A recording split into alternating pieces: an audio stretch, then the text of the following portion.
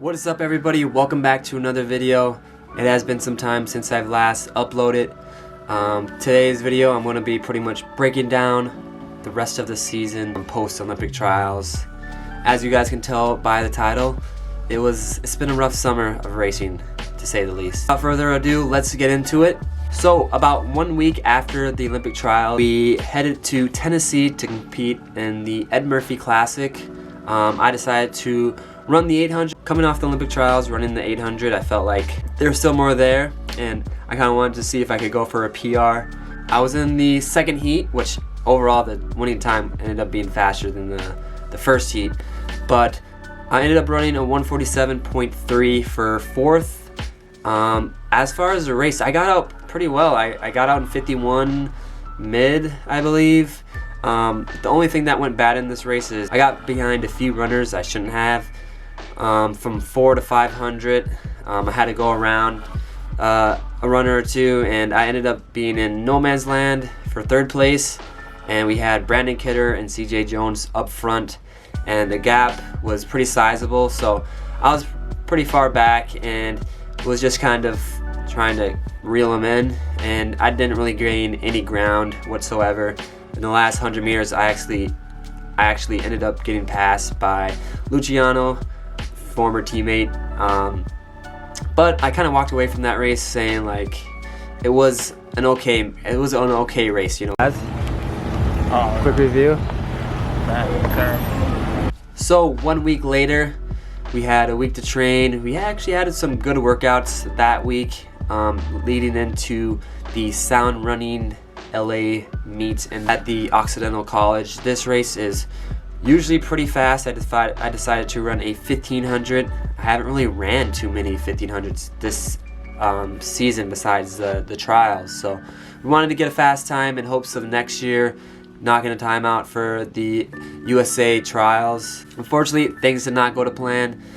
We traveled the day before the race, so from East Coast to West Coast, it was tough travel. We traveled for 6 hours on the flight, and then we had about a 50-minute taxi to our hotel. Luckily, we were able to sleep in, so I was hoping that didn't really affect us. We were able to sleep in, have a good shakeout in the morning.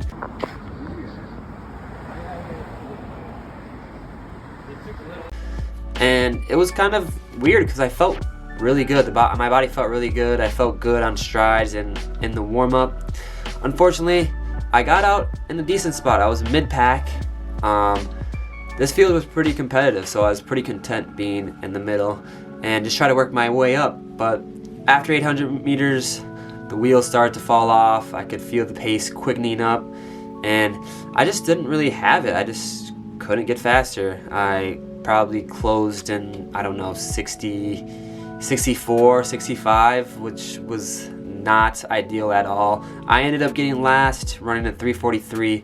I would say this race here was probably like my rock bottom race of the season, unfortunately. After that, I had another week. We had another week of training, and my eyes were set on the Brooklyn Mile. The goal of this race was just to go compete for the win. Don't worry about time at all. Just race and see what happens. It was kind of weird. This race got out pretty slow. I mean, this race usually is a little tactical, but we got out in around 2:10.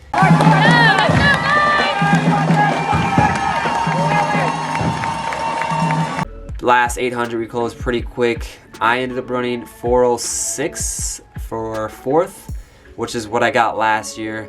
Up front it was Eric Holt, Jack Ansey, and another guy. I'm not familiar with his name.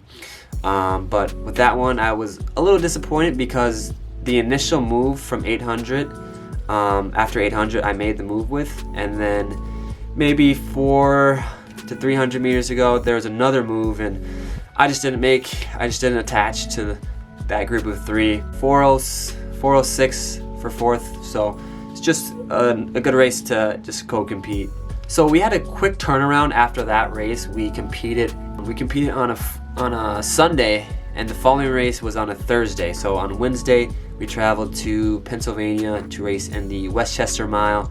I actually raced in that last year running a 357. Some guy asked me to film for his YouTube channel. So. Athlete special? No. Oh. So this race, I was hoping for a little bit better. Going into the race, the director reached out to us and said if we break the Penn State record of 351 by yard and a goose, there was a huge prize bonus. So we were kind of going into that one hoping to run pretty fast. Unfortunately, it was not ideal weather conditions. It was raining pretty much all day, gloomy. My goal, coach wanted me to get right behind the pacer, and I kind of like that plan where if I can get right behind the pacer and just hold on, I usually run fast. I was behind our pacers, and then Josh Hoey actually made a move around me, maybe 600 meters into the race, and he kind of just walked away from us. I mean, he's been killing it this whole season, running 144, 143. So I personally should have just went with him. I ended up running a 402 for third, which was a solid placement. I was definitely hoping for a little bit better, but with the conditions, you can't really do too much. Boys, post-race, thoughts? No comment, no thoughts. After that race, we had another quick turnaround. So that race was on a Thursday. On that Monday, we competed at the George Mason track in Virginia, and this was perfect conditions. It really it's tough to recall right now because it's just like great setup. We had a good field of runners, good track, great weather, no wind. This is what we talk about in practice. I stepped down to the 800 again. Unfortunately, I just got out towards the back again, and I ended up running a 146.9. So last year it would have been a pretty good time, but this year, I was really hoping for 145 or faster, and I got out in last, and I got last in that heat. The guys up front ran 144. Just kind of a bittersweet ending out the 800 season with that race. How was it? No comment? What's the wrestler guy when he just starts crying he's on the interview, he starts crying.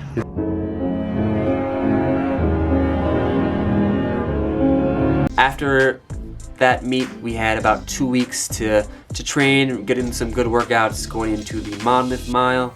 5, 3, 2. Last year I ran 355, so that was probably my best race of the season as far as time and just competing wise. So I was hoping to kind of continue that trend and target 350 or faster. Shout out to Travis Mahoney for always putting on a good meet, but unfortunately the day just wasn't there.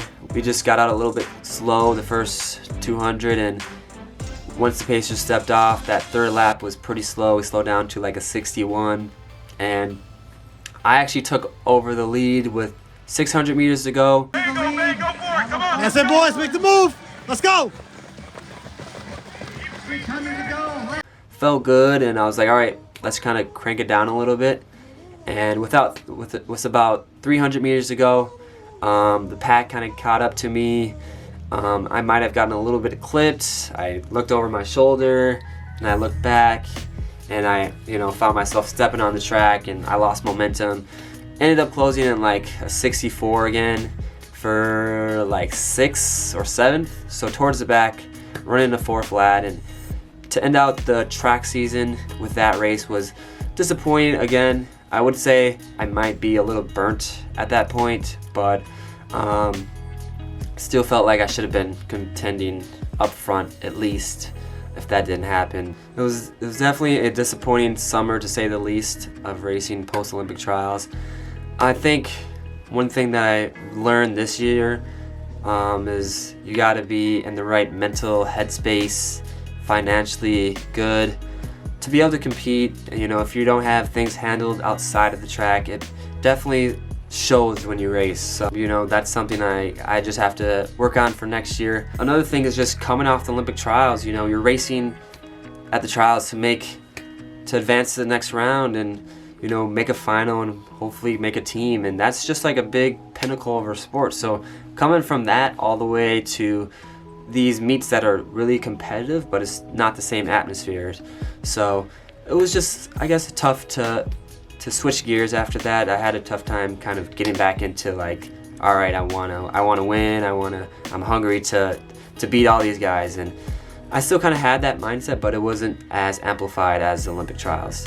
I do have one more race video to upload, the 5th Ave Mile. I raced in the New York Roadrunners Heat, so stay tuned for that. But after that, I'm pretty much on my week break, and then the following week I'll probably run every day, every other day, and then slowly start the build towards next year's USA's, and hopefully a better summer. So I hope you guys enjoyed the video. Stay tuned for the next one. Peace.